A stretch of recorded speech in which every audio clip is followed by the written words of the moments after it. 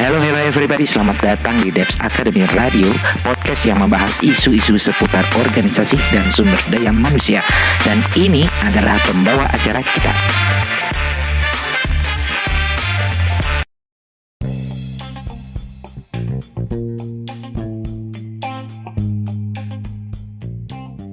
Halo profesional muda dimanapun Anda berada, welcome back to our podcast channel Debs Academy Radio. Bersama saya Surya di sini.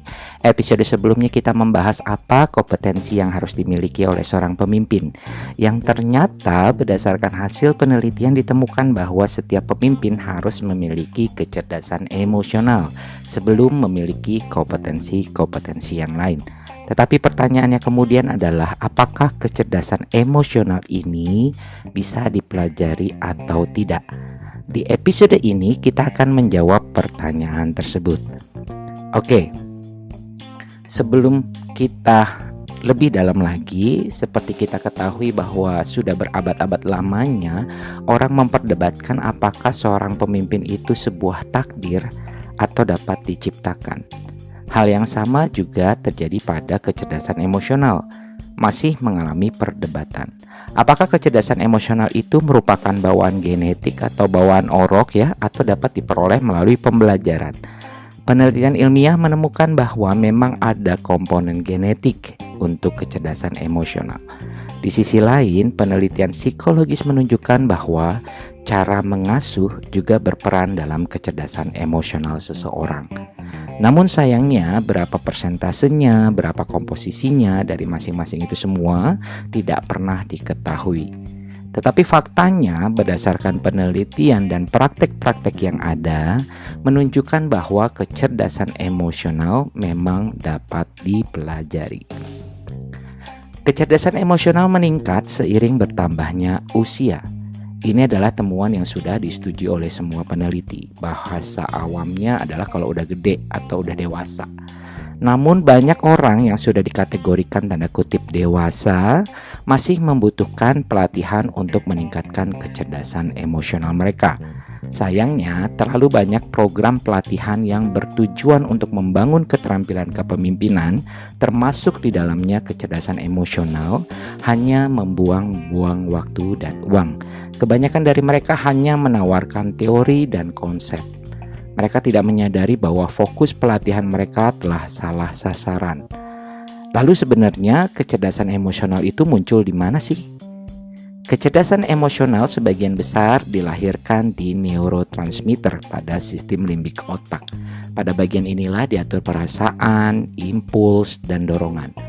Penelitian menunjukkan bahwa sistem limbik otak belajar paling baik melalui motivasi, latihan yang dikembangkan, dan umpan balik.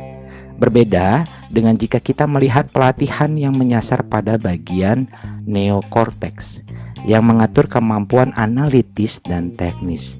Ketika program pelatihan disusun dengan menyasar bagian neokorteks, maka dari hasil penelitian yang ada ditemukan bahwa program tersebut dapat menimbulkan dampak negatif pada kinerja pekerjaan orang yang ikut pelatihan. Mungkin mereka yang ikut pelatihan akan menjadi pemimpin berspesialisasi teknis di bidang tertentu dibandingin sebagai pemimpin yang sejati. Untuk itu, dalam meningkatkan kecerdasan emosional seorang pemimpin, organisasi harus memfokuskan kembali pelatihan mereka dengan memasukkan atau menyasar sistem limbik otak. Mereka harus membuat orang menghentikan kebiasaan buruk yang sudah lama terbentuk dan memotivasinya untuk membangun perilaku baru. Pastinya pelatihan ini tidak hanya memakan waktu yang cukup lama tetapi juga membutuhkan pendekatan interpersonal individu. Sebagai contoh, ada seorang eksekutif muda Wall Street yang dikenal oleh Daniel Goleman yang sedang berusaha meningkatkan empatinya, khususnya kemampuan membaca reaksi orang dan melihat perspektif orang lain. Nah, sebelum dia belajar meningkatkan empatinya, dia tahu nih bahwa bawahannya takut bekerja dengan dirinya. Saking takutnya, semua bawahannya pun menutupi setiap berita buruk yang terjadi di organisasi yang dipimpinnya. Begitu dia melihat di lapangan, dia kaget. Wajar ya, karena semua yang didengarnya itu tidak sesuai. Tidak ada yang berani mengatakan kepadanya. Kemudian si eksekutif muda ini meminta bantuan seorang konsultan. Nah, terus dia dikasihlah latihan dan umpan balik. Langkah pertama yang ia lakukan adalah berlibur ke negara asing, di mana ia tidak bisa berbicara bahasanya. Selama di sana, ia melihat reaksi orang yang tidak dikenalnya dan keterbukaan pada orang-orang yang berbeda dari dirinya.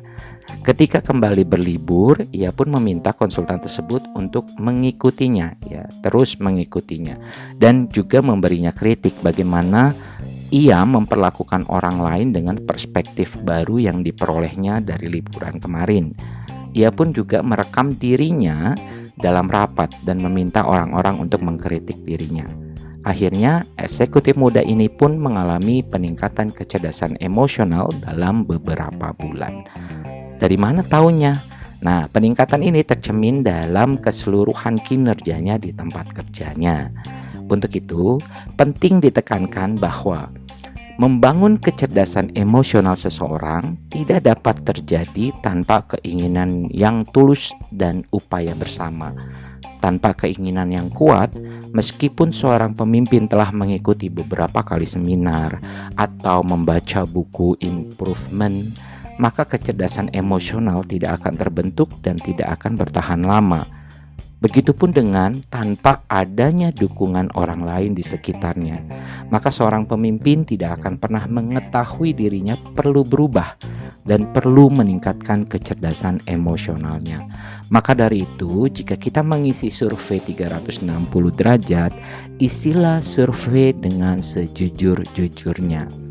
Karena dengan memberikan feedback yang jujur atau umpan balik yang jujur akan meningkatkan keinginan yang kuat dalam seorang pemimpin untuk melakukan perubahan dalam dirinya. Tanpa dukungan kita atau tanpa dukungan orang lain yang ada di sekitar pemimpin tersebut, maka seorang pemimpin tidak akan dapat menjadi pemimpin yang benar-benar diinginkan organisasi. Nah, sebelum saya akhiri, ada kata-kata menarik nih dari Ralph Waldo Emerson jika ia mengatakan ini: tidak ada yang hebat yang pernah dicapai tanpa antusiasme. Nah, jika tujuan Anda adalah menjadi pemimpin sejati, tentunya kalimat tersebut dapat dijadikan pedoman Anda untuk berupaya mengembangkan kecerdasan emosional yang tinggi. So, apakah Anda sudah menemukan bahwa diri Anda seorang pemimpin sejati? Apakah orang di sekitar Anda sudah mengkritisi diri Anda? Apa yang Anda lakukan dalam menjawab kritik tersebut? Jika Anda belum memperbaikinya, berarti Anda masih membutuhkan pelatihan kecerdasan emosional. Selamat berlatih dan teruslah meminta umpan balik dari orang lain di sekitar Anda.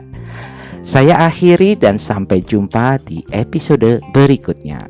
Bye.